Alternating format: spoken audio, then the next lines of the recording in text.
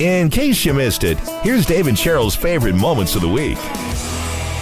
Stephen King, he's known for writing some pretty scary stories, but his recent tweet might have been the scariest thing I have ever read from him. He wrote, quote, "Get it for dinner. Get a nice salmon fillet at the supermarket, not too big. Put some olive oil and lemon juice on it. Wrap it up in damp paper towels. Nuke it in the microwave for 3 minutes or so. Eat it. Maybe add a salad." The smell of salmon is in my head right now, microwave salmon. We all know how bad microwave fish smells. This man has made millions of dollars in his career, and this is how he prepares salmon. Are you kidding me? Well, people on Twitter were absolutely roasting him, including celebrity chef Jose Andres. He said, this is a horror movie. There's so many other ways that you could prepare it, and this is the way he chooses. He said he called it's like the Twilight Zone. So let's just say if Stephen King ever invites you over for dinner and says he's going to be serving salmon, you might want to pass. Yum. Science. It's not rocket science. Check it out. I blinded us with science.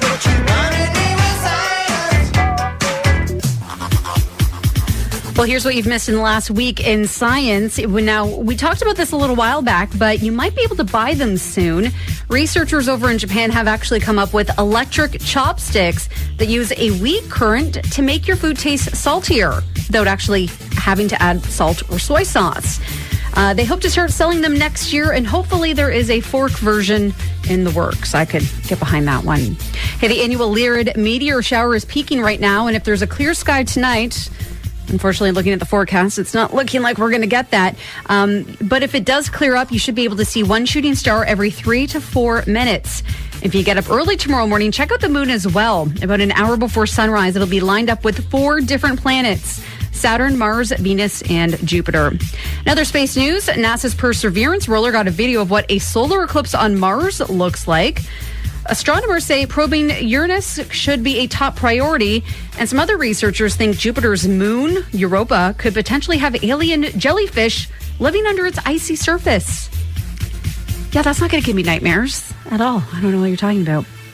In health news, walking fast can actually cut your biological age by up to 16 years. And another study found seniors might be kinder and happier than the rest of us because we produce more of the love hormone oxytocin as we age. Kind of interesting. So I guess maybe that's why we're so happy as we get older. Maybe not that we're retired. That will give me lots of happiness.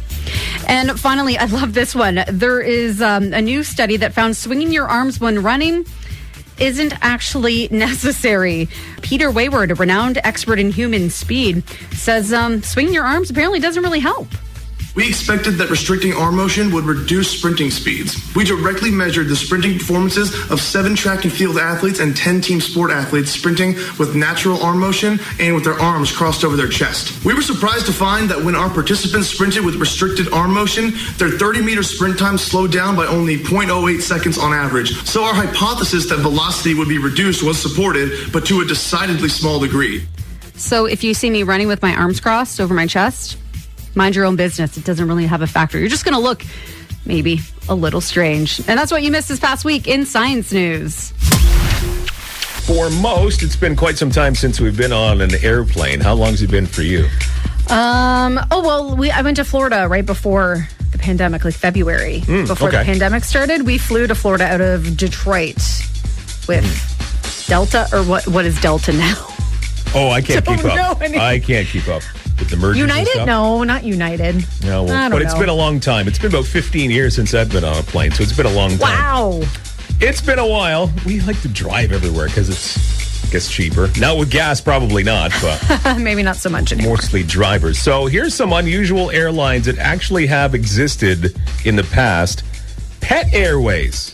Find this might be up your alley. Pet Airways, founded in Florida in 2009. It's pretty predictable as to what it was targeting. A dog's flying the plane?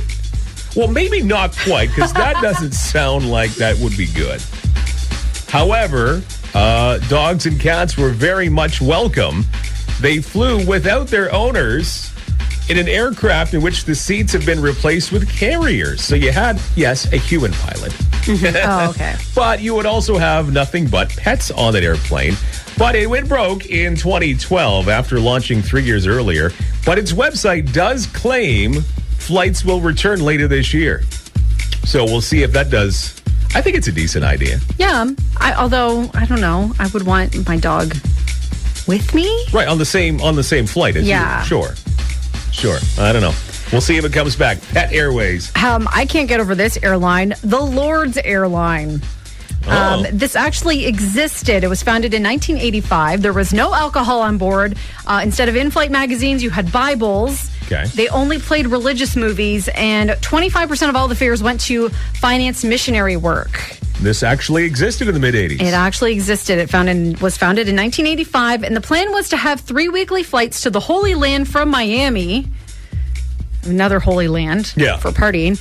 Right, yeah. But just a couple years later, in 1987, they lost their license and it fizzled in a sea of financial controversy. So less than 2 years that was around. How about Smokers Express? After smoking was banned on domestic flights in 1990, 2 Florida men decided to circumvent the rule by establishing an airline based on a private club. It required a $25 membership fee, which wasn't too bad, I guess, with the plan to offer steaks and burgers on board with a side of free cigarettes. I mean, I can get behind the steak and burgers, pass on the cigarettes. The airline never received a license to operate, which I believe was a major hurdle of the whole thing. Mm-hmm. And though it sold over 5,000 memberships, didn't get off the ground and disappeared in a puff of smoke. So how are they able to get around that? Because I thought it was like straight up like against all sort of rules to smoke on a plane now. Well, like it's like happens. you can go to jail for that. This was also back in 1990, so it might have been a little bit different. Maybe 32 years ago. Smokers Express didn't happen. And get this one, back in 1987, there was MGM Grand Air. Oh, wow. It billed itself as a first class only super luxury airline.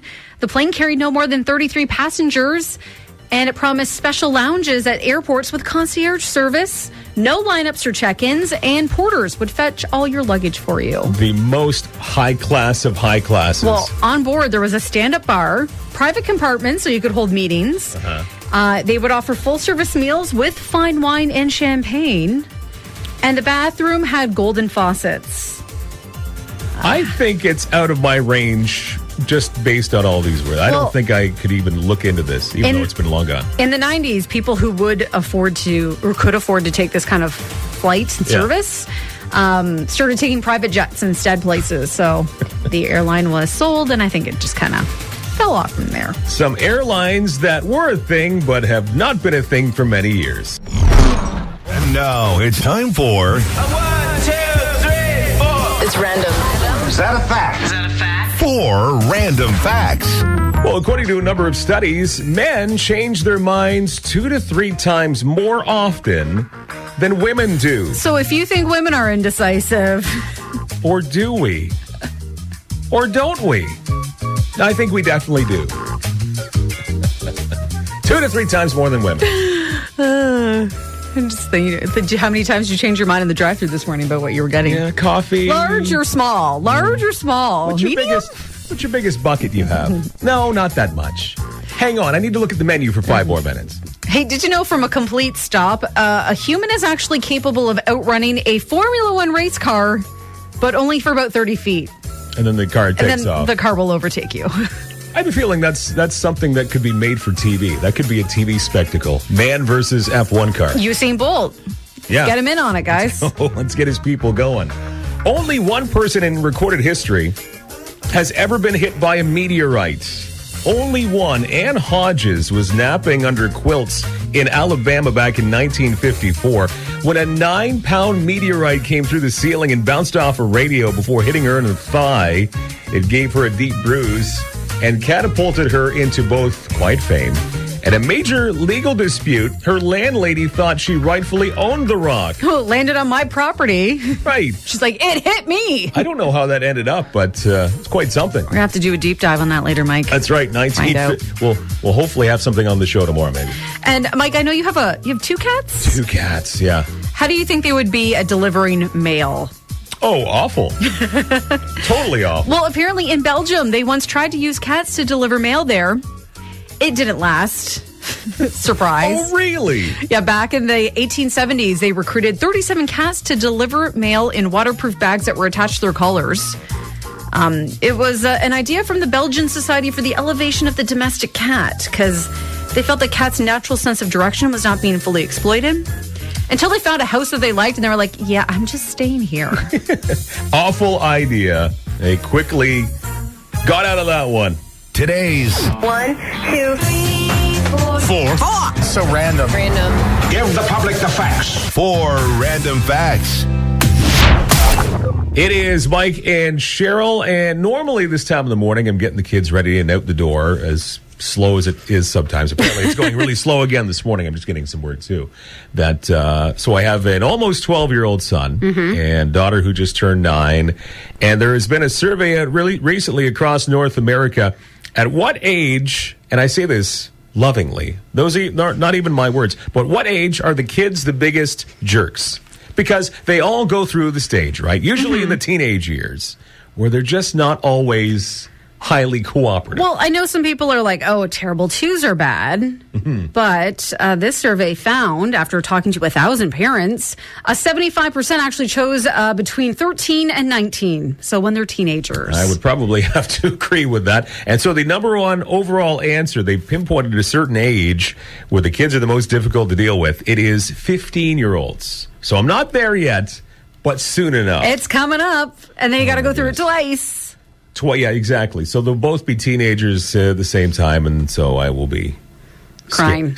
crying and scarce. So some of the survey answers, the top things that are most stressful about parenting a teenager while dealing with their mood swings. And it's already kind of starting to surface a little bit with my almost 12-year-old. Oh, so yeah? I'm getting some previews of teen years. The hormones are all over the place, right? So Yeah. they having issues with that. Helping them make important life choices, like college. When they're 15, I guess they're kind of looking ahead to that. Well, they're starting to look ahead to what do you want to do with your life? Because sometimes it impacts what courses you have to take in high school, what you get into in university. Allowing them to make their own mistakes. That's a thing, too. It's hard as a parent to have them do that, but they have to, I suppose. Also, they spend all their time on tech, not all the technology. All the time on a screen. Video of technology. games, iPads. All the time. Does your son have a cell phone yet? He does. He has one of my own cell. He doesn't have a plan yet, so it's just okay. On So just on Wi-Fi. Okay, which is bad enough because there's Wi-Fi everywhere. There's Wi-Fi everywhere, and he's still finding things to do. Helping them manage their emotions. It's a tough time. It's an emotional time. The hormones at that age are just all over the place. Off the charts. Helping them with homework, trusting them to make good decisions, helping them plan for the future, and worrying about their grades. And the last couple of years, you had the pandemic onto things, and when they went through homeschooling... Oh, God, having to be their teacher was probably stressful. Oh, my goodness. Not only were you trying to help them with homework, you had to figure out what it was they were learning in the first place so you could teach it to them. Teach myself. Also making the top 20 was body image, bullies, dating, and social media. Yeah. It's a new one to contend with. So many things to worry about. So this poll says 15, the toughest age for your kid to go through. I got to bring something up for you, Mike. Oh. We're going to talk about how... My stomach just sank. I don't know. How slowly you drink your coffee in the morning. You know what? You're right. I can't even defend that. So I literally just... I just finished my second coffee. So I brought in a coffee, drank it. Mm-hmm. You brought me a coffee. Yes. I warmed it up, have just finished it, threw it in the garbage. You are still on coffee number 1, and you haven't reheated it. Notoriously slow coffee drinker. I don't understand. This coffee is now 2 hours and 40 minutes old. It's like room temperature, Michael. Hang on. No, it's colder than that. It's colder than that. Oh my! It's colder than room temperature. How? Like you don't even go to the microwave and heat it up. But guys, No. I don't understand. Like how long does it take? So I'm going to ask anyone who's out there listening, you can text us at 519-351-6300. How long does it take you to drink your coffee in the morning? Like, do you drink it right away? Do you wait for, does it take you all day long to finish it? Or are you slow as a sloth like me? I don't mind. Of course, I drink it nice and hot when it's first fresh, But then, over the course of the morning, I nurse it is what I do. And I don't mind the cold coffee. Meanwhile, I have finished 2 coffees, and after we do the birthday club here, I'm going to go get my water and drink that. Next time we do a show together, we should do like an over-under. What's the over-under on how much time it will take me to drink a cup of coffee? Was it yesterday? It was like 11 a.m. You finally threw the cup out. I was like, wow. Wow, you picked that up at 5 a.m. this morning. So are you saying it's not typical for 6 hours to go by between start to finish of a coffee? Mm-hmm. It's exactly what I'm saying. All right. So I'm just saying, guys, never ask Mike to go for a cup of coffee because you will be at the coffee shop for hours. No, I won't keep you longer than you want to be there. I'll just keep that coffee for, maybe a day and a half.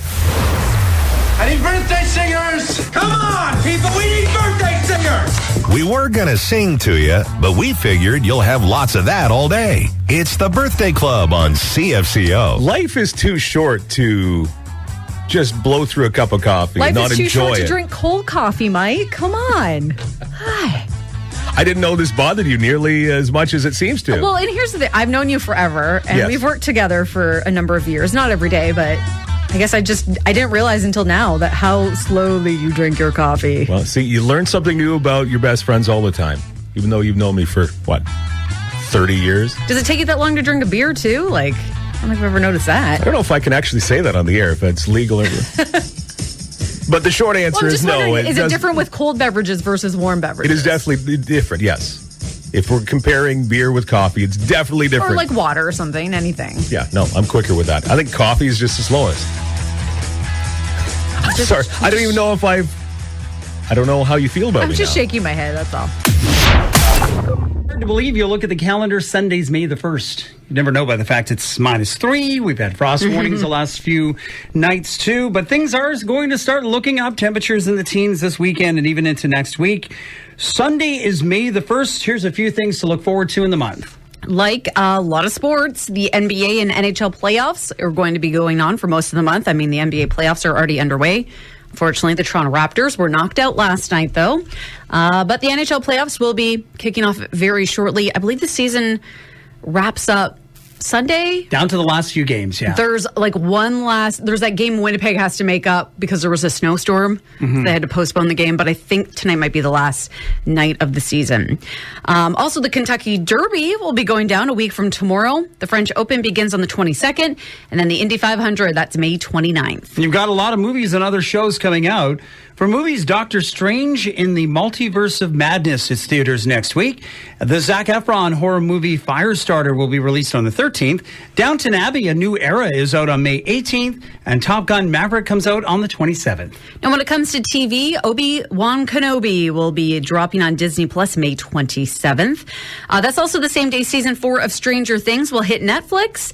And the Billboard Music Awards, those will be handed out on May 15th on NBC. And for those into fashion, the Met Gala is being held this coming Monday. This year's dress code is Gilded Glamour. Gilded Glamour. It's always interesting to see what people wear to it, though. I know it's a bit over the top, but it's just fun. Yeah. It's always fun. And finally, there's a lot of holidays coming up. The big one, Cinco de Mayo. Mother's Day is coming up next Sunday. So let that sink in for a minute. Get something for your mom. Victoria Day, the stat holiday, is the 23rd. Of course, you also have Star Wars Day. May the 4th be with you. There's no pants day on the 6th. National Eat What You Want Day, that's the 11th. National Mimosa Day is May 16th. I can get behind that one. And then National Hamburger Day is May 28th. Oh, that's a good day. Any day when it's National Hamburger Day, but the 28th in May, maybe a good day for a barbecue. Some of the things coming up in the month of May.